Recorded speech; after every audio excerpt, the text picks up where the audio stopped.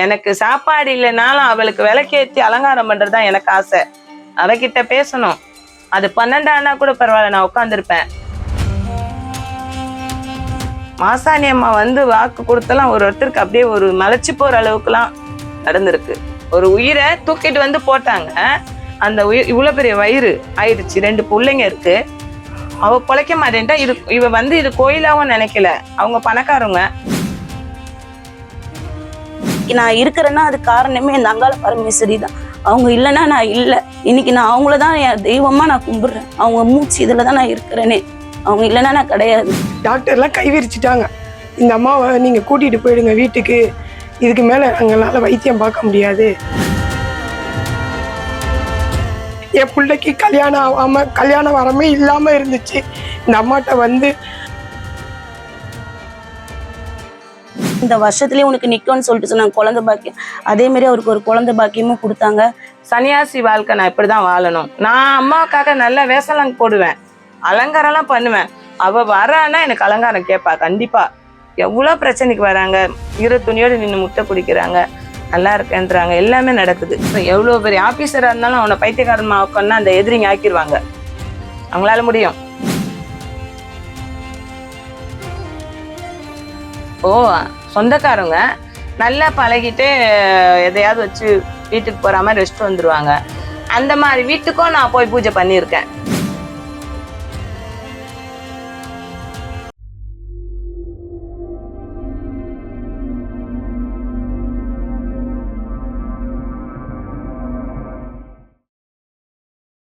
என் பேர் புஷ்பா. நான் வந்து ரொம்ப காலமாக கால் வலியால் நான் ரொம்ப கஷ்டப்பட்டிருந்தேன். எழுந்து நடக்கூட முடியாமல், வேலைக்கு கூட போக முடியாமல் ரொம்ப கஷ்டப்பட்டிருந்தேன். நான் எவ்வளோ ஹாஸ்பிட்டலுக்கு போயிட்டு ட்ரீட்மெண்ட்டு டேப்லெட்லாம் எல்லாம் எடுத்திருந்தோம், எனக்கு சரியாகலை. ஒரு கோயிலுக்கு போய் சொல்லியிருந்தாங்க. அங்கே போயிட்டு இந்தமாரி உடம்பு சரியில்லை, நீ இந்தமாரி உனக்கு இந்தமாரி பிரச்சனை இருக்குது, நீ இந்த மாதிரி தாயத்து போடு அப்படின்னு சொல்லிட்டு எனக்கு சொன்னாங்க. நான் அவங்க ஒருத்தவங்க கூட்டு போனாங்கன்னு சொல்லி நான் போட்டேன் வேற கோயில்ல. நான் போய் அங்க போட்டதுமே எனக்கு வந்து எனக்கு காசு வந்து என்ன 8000 ரூபாய் செலவாகும், நீ பண்ணுவேன்னு சொல்லி எனக்கு கேட்டேன். எனக்கு சரி பண்ணி கொடுங்க, நான் செய்யறேன்னு சொல்லிட்டு சொன்னேன். ஆனா நான் செஞ்சேன். எனக்கு அது எதுலையுமே எனக்கு இதுவாவே தெரியல. அதுக்கு தாயத்து போட்டும் எனக்கு சரியாயிடும், உனக்கு உடனே சரியாயிடும்னு சொல்லிட்டு சொன்னாங்க. அப்பயும் நான் டேப்லெட்லாம் எடுத்துட்டு தான் இருந்தேன். ரொம்ப கஷ்டப்பட்டுட்டு இருந்தேன். அப்புறம் இந்த அம்மா பக்கத்தூர்ல இருக்காங்க, சுந்தரி அம்மா. அவங்கள எனக்கு தெரியாது, ஆனா பார்த்திருக்கேன், கொண்டிருக்கேன், அவங்க கிட்ட பேசியிருக்கேன். அவங்க இந்த மாதிரி இருக்கிறாங்கன்றது எனக்கு தெரியாது. ஒருத்தவங்க சொன்னாங்க, இந்த மாதிரி பக்கத்துல ஒரு அம்மா இருக்கிறாங்க, அவங்க கிட்ட போ, உன்னோட பிரச்சனைய சொல்லு, அவங்க சரி பண்ணி தருவாங்க அப்படின்னு சொல்லிட்டு சொன்னாங்க. சரின்னு சொல்லிட்டு நான் ஒரு நாள் வந்திருந்தேன். இந்த மாதிரி அம்மா எனக்கு இந்த மாதிரி பிரச்சனையா இருக்குது, நான் எவ்வளோ ஹாஸ்பிட்டல்லாம் போனேன், எனக்கு சரியாகலை. எனக்கு கால் வலியால நான் ரொம்ப அவஸ்தைப்பட்டேன். எழுந்து நடக்க முடியாம, கால் கீழே ஊன முடியாம, பாத வலியால நான் ரொம்ப அவஸ்தைப்பட்டு இருந்தேன். அப்ப இவங்க கிட்ட வந்து நான் என் பிரச்சனையை கூட சொல்லலை, நான் சாமி பார்க்க வந்தேன், எனக்கு இந்த மாதிரி இருக்குமா அப்படின்னு சொல்லிட்டு. அவங்க சொன்னாங்க, நீ ஒன்றும் கவலைப்படாத, இந்த அங்காள பரமேஸ்வரி நம்பி வந்துட்டல, உனக்கு எல்லாம் சரியாயிடும், நீ நம்பிக்கையோட இரு, உனக்கு அவ சரி பண்ணி கொடுப்பா அப்படின்னு சொல்லிட்டு சொன்னாங்க. என்னம்மா சொல்லுங்க அப்படின்னா, இந்த மாதிரி உனக்கு பிரச்சனை, நீ இது மாதிரி தாண்டிட்ட, நீ இது பண்ணு அப்படின்னு சொல்லிட்டு, நீ இந்த கழிப்பு எடுத்துட்டு நீ தாயத்தை போடு, உனக்கு சரியாயிடும்னாங்க. அந்த அம்மா சொன்ன மாதிரியே எனக்கு எல்லாமே பண்ணாங்க, பண்ணி தாயத்தும் போட்டாங்க. அதே மாதிரி எனக்கு படிப்படியாவும் நம்பி கால் நல்லபடியா ஆயிடுச்சு. நான் டேப்லெட் போறதும் விட்டுட்டேன். எனக்கு காலை நான் வேலைக்கும் நல்லபடியா போறேன். எனக்கு எந்த ஒரு பிரச்சனையும் இல்லை. இப்ப எனக்கு எல்லாமே இன்னைக்கு நான் இருக்கிறேன்னா அது காரணமே இந்த அங்காள பரமேஸ்வரி தான். அவங்க இல்லைன்னா நான் இல்லை. இன்னைக்கு நான் அவங்களதான் என் தெய்வமா நான் கும்பிடுறேன். அவங்க மூச்சு இதுலதான் நான் இருக்கிறேனே. அவங்க இல்லைன்னா நான் கிடையாது. எனக்கு அந்த அம்மா சொன்னாங்கல்ல, உனக்கு எந்த பிரச்சனையும் இல்லை, நீ இந்த மாதிரி தாண்டிட்ட, நீ இதை பண்ணு அப்படின்னு சொல்லிட்டு சொன்னாங்க. அந்த அம்மா வந்து சொன்னாங்க, சாமி வந்து அந்த அம்மா அருள்வாக்கு வந்து சொன்னாங்க. அவங்க சொன்ன மாதிரியே நான் செஞ்சு எனக்கு எல்லாம் சரியாயிட்டு. என் தங்கச்சிக்கு கல்யாணம் பண்ணலான்னு சொல்லிட்டு முடிவெடுத்துட்டு என்ன பண்ண தெரியாம அம்மாவை பார்க்க வந்தோம், சாமி பார்க்க வந்தோம். இந்த மாதிரி உங்களுக்கு இந்த மாதிரி நாகதோஷ பிரச்சனை இருக்கு அப்படின்னு சொல்லிட்டு சொன்னாங்க. நீ இதெல்லாம் இந்த தோஷத்தெல்லாம் நான் இது பண்ணி தரேன், கல்யாணம் நல்லபடியா நடக்கும் அப்படின்னு சொல்லிட்டு சொன்னாங்க. கல்யாணம் பண்ணி நல்லபடியா நான் நடத்தி வைக்கிறேன்னு சொல்லிட்டு வாக்கு கொடுத்தாங்க. அதே மாதிரி கல்யாணமும் நல்லபடியா நடந்தது. அதே மாதிரி மசான கொல்லப்ப வந்து என் தங்கச்சி வந்து நின்றா, அம்மா மடியேந்தி நின்றா, மசான கொல்லப்ப எனக்கு ஒரு வரம் கொடுமா அப்படின்னு சொல்லிட்டு அந்த அம்மா ஒரு கனி கொடுத்தாங்க. உனக்கு ஒரு 3 மாசத்துல உனக்கு இந்த வருஷத்துலயே உனக்கு நிக்கும்னு சொல்லிட்டு சொன்னாங்க, குழந்தை பாக்கியம். அதே மாதிரி அவருக்கு ஒரு குழந்தை பாக்கியமும் கொடுத்தாங்க. இப்ப 2 குழந்தையா இருக்கிறாவ, எந்த ஒரு பிரச்சனையும் இல்லாம நல்லபடியா இருக்கிறாவ. காளி அங்காளிக்கு வணக்கம். நான் வந்து ரொம்ப உடம்பு முடியாம ரொம்ப சீரியஸ் கண்டிஷன்லாம் ஆஸ்பத்திரியில் அட்மிட் பண்ணியிருந்தேன். ஒருத்தவங்க சொன்னாங்க, டாக்டர்லாம் கைவிரிச்சிட்டாங்க. இந்த அம்மாவை நீங்கள் கூட்டிகிட்டு போயிடுங்க வீட்டுக்கு, இதுக்கு மேலே எங்களால் வைத்தியம் பார்க்க முடியாது, அவங்க சீரியஸ் கண்டிஷனில் இருக்காங்க அப்படின்னு சொல்லிட்டாங்க. அதோட என்ன பண்ணாங்க, எங்கள் அம்மா எங்கள் அக்கா தங்கச்சிங்களாம் வா வீட்டுக்கு போவோம், வீட்டுக்கு போய் ஏதோ எக்கெடுக்கட்டு நீ செத்தாலும் பரவாயில்லன்னு கூட்டிகிட்டு வந்துட்டாங்க. அப்போ என் மனசுக்கு ஒரு தெம்பட்டுச்சு, அம்மா கிட்ட போவோன்னு சொல்லி அக்கம் பக்கத்தில் உள்ளவங்க சொன்னாங்க, இந்த மாதிரி ஒருத்தவங்க சுந்தரின்றவங்க கால் இல்லாதவங்க நல்லபடியாக பார்க்குறாங்க, அவங்களுக்கு காசு பணம் எதையுமே எதிர்பார்க்க மாட்டேங்கிறாங்க, நீங்கள் போங்க உங்கள் மகளை கூட்டிக்கிட்டு அவங்களுக்கு குணமாகும் அப்படின்னு சொல்லி ஒரு வாக்குறுதி கொடுத்தாங்க. அதேமாரி எங்கள் அக்கா தங்கச்சிங்களாம் கூட்டிகிட்டு வந்தாங்க. அந்த அம்மா காலில் விழுந்தோம்.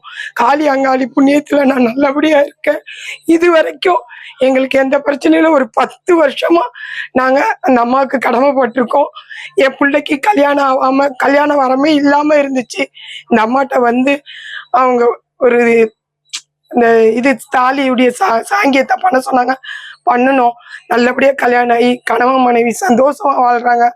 என் குழந்தைங்க எல்லாருமே சந்தோஷமா இருக்காங்க. அந்த அம்மா சாமி அருள்ல நாங்கள் நல்லபடியா இருக்கோம். நாங்கள் ஜாதி மதம் வேதம் எதுவுமே பார்க்காம இந்த அம்மாவை சதம்னு இருக்கோம். அதேமாரி எல்லா வழியிலையும் அந்த அம்மா நல்லபடியா எங்களை காத்தருவாங்கன்னு நம்பிக்கையோடு இருக்கோம். வணக்கம். நான் ஒரு மாற்றுத்திறனாளி சுந்தரி அம்மா. நான் வந்து வயசு பொண்ணுல இருந்து எனக்கு நாகம்மா தான் இருப்பாங்க மேல. அப்போ இவங்க இருந்துகிட்டு இருக்கையில நேரங்காலம் நல்லா வசதியா இருந்தோம். ஒரு காலம் நல்லா இருந்து லாஸ் ஆயிருச்சு. அப்ப எங்க வீட்டுக்காரர் இறந்துட்டாரு.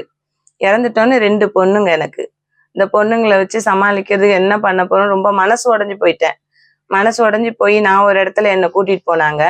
அப்ப அவங்க போன இடத்துல அவர் அந்த சித்தர் என்ன இப்படி பார்த்தோன்னே, நீ வந்து மறையிறது கிடையாதுமா, உன்னால நிறைய குடும்பம் வாழணும், உனக்கு இப்ப 7 அம்மனும் துணை கூட இருக்கா, இன்னும் போக போக நீ நிறைய இடத்துக்கு அறிமுகமாகணும், நல்லா பாதுகாக்கிற அளவுக்கு உனக்கு அந்த சக்தி இருக்கு, அதனால உனக்கு ஒன்றும் ஆகாதுமா சுந்தரிமா, நீ போயிட்டு வா, நீ நல்லா இருப்ப, அப்பா சொல்றேன்ட்டு அவர் சிலர் இதெல்லாம் சொல்லி கொடுத்தாரு எனக்கு. தாயத்து என்ன விஷயத்துக்கு இப்படி போட்டா நல்லான்றதெல்லாம் நிறைய சொல்லி கொடுத்தாரு, கத்து கொடுத்தாரு.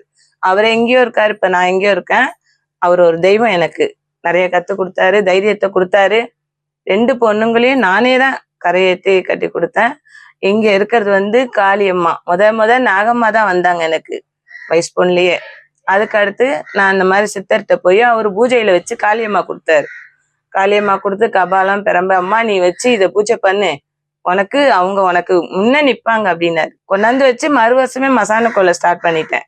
மசான கொள்ளை ஸ்டார்ட் பண்ணவும் வர்றவங்களே அவங்கவுங்க மனசுல மாலை போடுறது எல்லாம் நல்லபடியா, இந்த ஒரு பூசாரி மாதிரி நான் சொல்லணும்னா நிறைய அனுபவப்பட்டிருக்கேன். இந்த மாதிரி கஷ்டங்கள் வேற யாரும் படக்கூடாதுன்ற அளவுக்கு நான் அம்மாவுக்கு பூஜை பண்ணி நல்லதை பண்ணணும். எவ்வளோ நான் கஷ்டப்பட்டு, எங்க வீட்டுக்காரர் இறந்த காரணம்லாம் சாதாரணம் கிடையாது, ஒரு செய்வன மந்திரம் தான். இது அடுத்தவங்களுக்கு நடக்கக்கூடாது. என்னால என்ன முடியுமோ அம்மா கிட்ட உட்காந்து போராடி ஒரு உயிரை காப்பாற்றணும், ஒரு மாங்கலி கொடுக்கணும். நம்மளுக்கு தியானம் மாதிரி அடுத்தவங்களுக்கு ஆகக்கூடாது. என்னால என்ன முடியுமோ நான் செய்யறது. இதுல சித்த வைத்தியம்லாம் நிறைய கத்து வச்சிருக்கேன். இது எல்லாமே ஜனங்களுக்கு நான் தெரியப்படுத்துறது. என்னால என்ன முடியுமோ செய்வேன். அம்மா காளியம்மா இருக்காங்க, அவங்க வருவாங்க, வாக்கு கொடுப்பாங்க. அங்காள பரமேஸ்வரி வருவாங்க, பவானி அம்மா வருவாங்க, பிரத்திங்கரா தேவி இப்பதான் ஒரு 3 வருஷமா தான் பிரத்திங்கரா தேவி அம்மா வருவாங்க. அதுக்கு முன்னாடி ஓம் சக்தி, கருமாரி அம்மா, நான் எதிர்பார்க்காத அம்மா மாசாணி அம்மா, அவங்க எங்க இருக்காங்கன்னே தெரியாது. மாசாணி அம்மா வந்து வாக்கு கொடுத்தலாம் ஒருத்தருக்கு அப்படியே ஒரு மலைச்சு போற அளவுக்குலாம் நடந்திருக்கு. காளியம்மாலாம் வம்பு கொடுக்க தேவையில்லை ஒரு உயிரை காப்பாத்த. அவ வந்து இப்படி உக்காந்தாலே அது வெளியே போய் நிக்கணும், அந்த எல்லை கூட வரக்கூடாது. ஒரு பாதுகாப்புக்கு ஒரு கனியை கொடுத்து நிறுத்தி வச்சுட்டு அவங்களுக்கு எப்ப இந்த முடியை எடுத்து கழிக்கணுமோ அந்த அளவுக்கு செய்யறவங்க காளியம்மா. அந்த அளவுக்கு காப்பாத்தி கொடுக்குறவங்க. வராகி அம்மா வாங்கிட்டு வந்தேன். வராகி அம்மா எனக்கு சும்மா நான் ஒரு நார்மலா விளக்கேத்தினேன் 8 வாரம் சனிக்கிழமை. நான் எல்லாருக்கும் சொல்லக்கூடியதுதான், சொல்லுவேன் இன்னும் போக போக. அந்த விளக்கேற்றும் போது முடி 8வது வாரம் முடியும் போதே அம்மாவை நான் தூக்கி வச்சு என் கண்ணில் காட்டுறாங்க. 2-3 நாள்லயே எனக்கு ஒருத்தவங்க வராகி அம்மா வாங்கி வந்து கொடுக்குறாங்க. என்கிட்ட சாமி பார்த்தவங்க, அம்மா உங்களுக்கு வராகி அம்மா வாங்கி கொடுக்க சொல்லி எனக்கு வந்து சொல்றாங்க அப்படின்னு. அதோட அம்மா வந்து பூஜை பண்ண பஞ்சமிக்கு பால் ஊட்டும், அம்மாவுக்கு பானக்கம் வைப்போம், பால் குடிப்பாங்க. இது எல்லாமே இன்னும் நான் வெளி உலகத்துக்கு கொண்டு வரணும். வந்துட்டேன், வீடியோல எல்லாம் வந்திருக்காங்க பால் குடிக்கிறதுலாம். பஞ்சமி பூஜை அம்மாவுக்கு நல்லா பண்ணுவோம், வராகி அம்மா வருவாங்க. எல்லாரும் வாங்கி கொடுத்ததுதான் வராகி அம்மாலாம். அங்காள பரமேஸ்வரி தான் ஐம்பொண்ணுல வந்து இங்க சாமி பார்த்தவங்க தான். அது ஒரு சண்முக சார் வாங்கி கொடுத்தாரு அங்காள பரமேஸ்வரி. நான் வாங்கினது காளியம்மா. எல்லாரும் வாங்கி கொடுத்ததுதான் ஒரு ஒரு சிலை. பிரத்திங்கிற அம்மாவுக்கு யாக பூஜை பண்ணுவோம். அதாவது இந்த ரூமுக்கு ஏத்த அளவுக்கு தான், சின்ன கோயில் தான். விசேஷம் திருவிழா வந்தா வெளியே பந்தல் போட்டு செய்வோம், கூழ் ஊத்துறது, மசான கொள்ளை எல்லாமே. இதுலயே தான் நாங்க யாக பூஜை பண்ணுவோம். ஜனங்க வருவாங்க, அவங்க வேதனையை நினைச்சு ஒரு மிளகா போடுவாங்க. அவங்க என்ன பிரசாதம் அம்மா கொண்டு வராங்களோ வைப்பாங்க, பூ வாங்கிட்டு வருவாங்க, கேட்க வருவாங்க. முன்னாடி அருள்வாக்கு கேட்க வரும்போது அவங்க என்ன பிரச்சனை, இல்ல நோயா இருந்தா ஆஸ்பத்திரிக்கு போ, இல்ல நோய் கிடையாது இது என்னால குணப்படுத்த முடியும் அப்படின்ற அளவுக்கு அம்மா அவங்களுக்கு சொல்லிடுவாங்க. அதுக்கப்புறம் அவங்க என்ன செய்யணுமோ அந்த பூஜைக்கு ஏத்த அளவுக்கு என்னால வந்து குணப்படுத்த முடியும். உங்க மேல சாமி வரும்போது அவங்கதான் சொல்லுவாங்களோ? ஆமா, சுனியம் ஏவல்ன்றது எல்லாமே அவங்க. ஆமா, இது நடக்குது உண்மை. எப்படின்னா ஒரு செய்வன இருந்தா இரவுல தூக்கம் வராது, கண்டிப்பா தூக்கம் வராது. 3 மணிக்கு மேலதான் அவங்க தூங்கணும், அந்த மாதிரிதான் இருக்கும். இந்த அமாவாசை வருதுன்னா அவங்க வீட்டுல ஏதாவது ஒரு பிரச்சனை நடக்கும். ரத்த கண் தேவையில்லாத சண்டையோ இல்லாத பிரச்சனை எல்லாம் வரும். ஏவலி, பில்லி, சூனியம் இதெல்லாம் ரொம்ப, இதுக்கு ரொம்ப நான் கஷ்டப்பட்டேன். அதனால இனி இருக்க என் மகள்களோ, என் சகோதரிங்களோ, என் தாயாருங்களோ, என் அண்ணன், தம்பி, இந்த மாதிரி என்னோட அப்பா, இந்த உறவுகள் எல்லாருமே காளி அங்காளியால நல்லா இருக்கேன்னு சொல்லணும். வராங்க, கல்யாணம் ஆகாத, குழந்தை இல்லாத எவ்வளவு பிரச்சனைக்கு வராங்க. ஈர துணியோடு நின்று முட்டை குடிக்கிறாங்க, நல்லா இருக்கேன்றாங்க. எல்லாமே நடக்குது. அவங்க வரும்போதுதான் நீங்க சாமியாடி அவங்களுக்கு அதை சொல்லுவீங்களோ? நார்மலா இருக்கு, எனக்கு போன் பண்ணி சொல்லிடுவாங்க அம்மா வரேன்னு. இல்ல யார் மூலியமானாலும் கூப்பிட்டு வருவாங்க. வந்தோடனே அந்த கனி எடுத்து கையில வச்சு விளக்கேத்தி அம்மா வந்துடும். எலுமிச்சங்கனி அதுதான் கண்டிப்பா இருக்கணும், எலுமிச்சக்கனி. இந்த கனி எடுத்து இப்படி கையில, இது இல்லாத ராவுகால பூஜை டைம்ல யாருக்காவது இங்க வர்றவங்களுக்கு ஏதாவது பிரச்சனைனா அம்மா கண்ணுல காட்டிடுவாங்க இவங்களுக்கு பிரச்சனைன்னு. இந்த பிரச்சனை வர முன்னாடியே நான் அவங்களுக்கு அம்மா ஏதோ பிரச்சனை இருக்கு வாங்கன்னு சொல்லுவேன். அவங்களும் சொல்லுவாங்க, ஆமா இன்னைக்கு எனக்கு முடியல, இந்த மாதிரி ஆச்சுமா, நான் வரணும்னு நினைச்சேன், தடுக்குது என்ன வர விடாம, நீங்க கண்டிப்பா வரணும். அதாவது ஒரு தோஷம் இருக்கு, பித்திரு தோஷம் இருக்கு, இதை நீ எங்க போய் செஞ்சாதான் இதுக்கு வழி பிறக்கும். இங்க நிவர்த்தி ஆகுறது அத்தனையுமே அம்மா பாத்துக்குவாங்க. இங்க வந்த பிறகுதான் அவங்களுக்கு அந்த பித்திரு தோஷம் இருக்குன்னே தெரியும். கர்மாவினை இருக்கு, பித்திரு தோஷம் இருக்கு, தர்மம் பண்ணணும், இது எல்லாமே அவங்க இதை வழி நடத்தின பிறகு அவங்களுக்கு கை மேல அது பலன் கிடைக்கும். இங்க கூட பண்ண சொல்ல மாட்டாங்க அம்மா, இங்க செய்யக்கூடியதுதான் இங்க.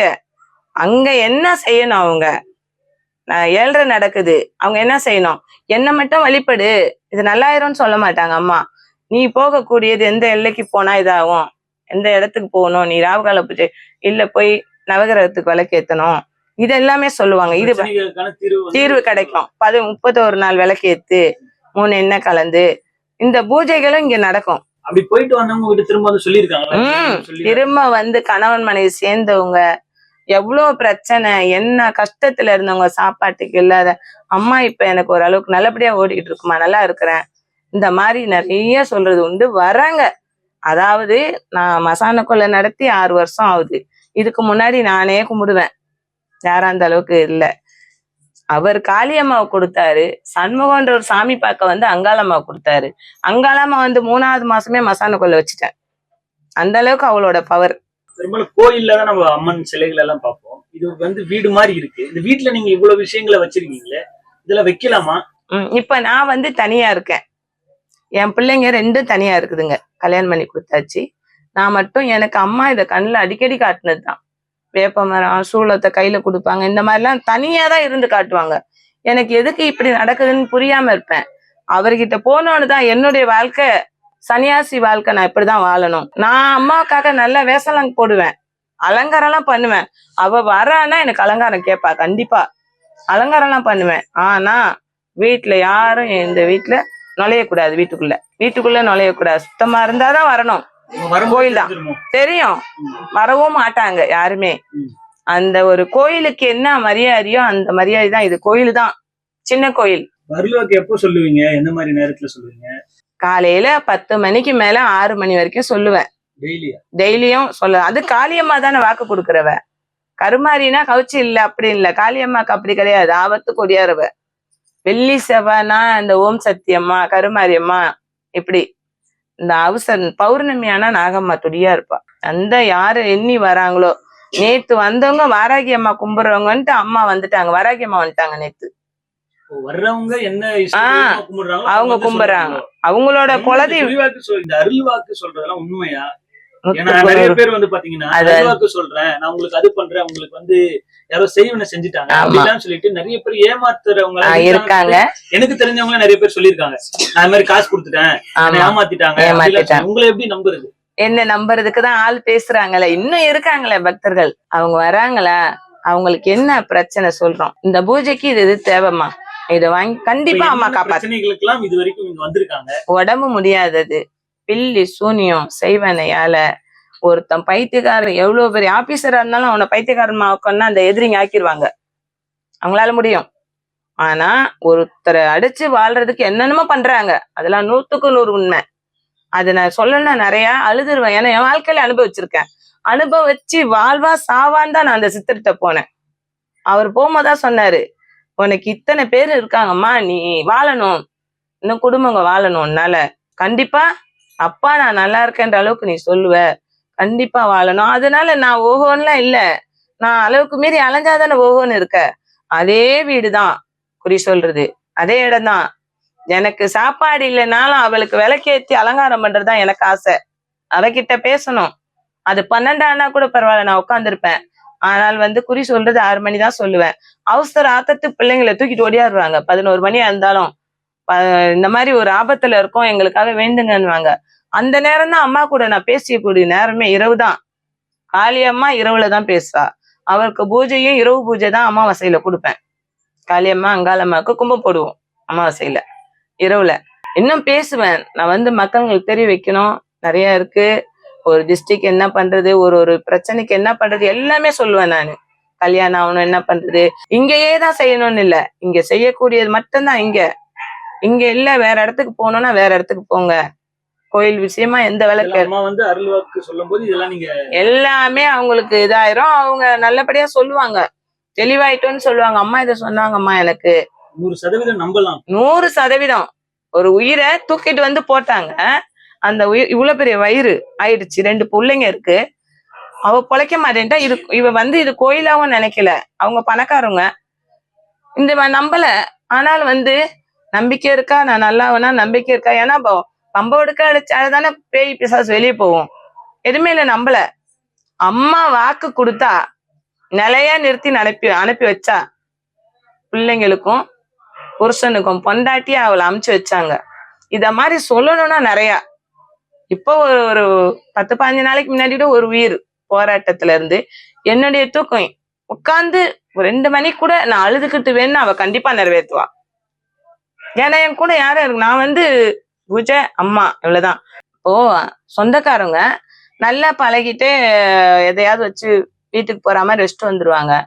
அந்த மாதிரி வீட்டுக்கும் நான் போய் பூஜை பண்ணியிருக்கேன். என்னை கூட்டிட்டு போவாங்க, கூட்டிட்டு போய் அந்த இடத்துல நான் பூஜை பண்ணுவேன்.